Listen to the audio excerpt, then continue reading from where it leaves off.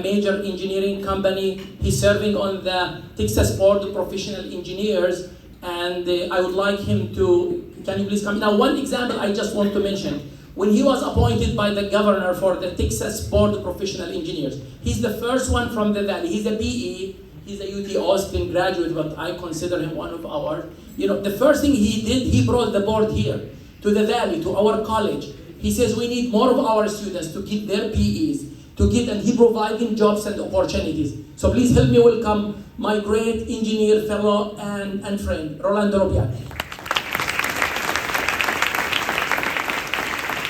Thank you. Dr. Bailey, thank you. Dr. Bettis, thank you. Thank you to all of you for inviting my wife Cindy and me to this fantastic evening. Congratulations to the first class of PhD students.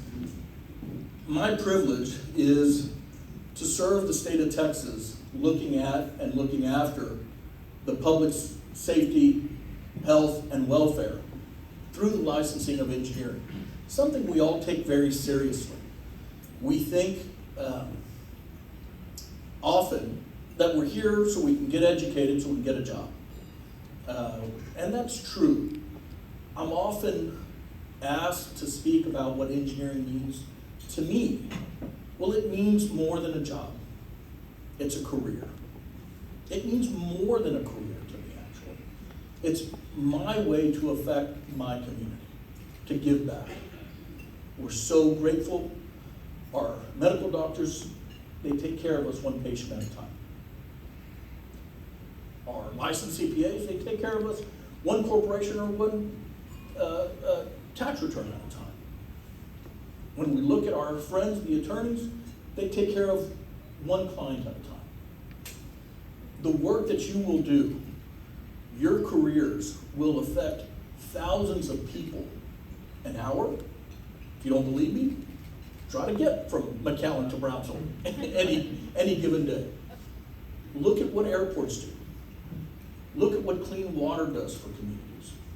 Look at what the ability to have and count on electrical power and distribution does. Look at what our data systems are doing. And so it is so exciting for me to see not only an institution so dedicated to their community, to their state in providing this program, but my goodness, 18 of you in the first PhD class.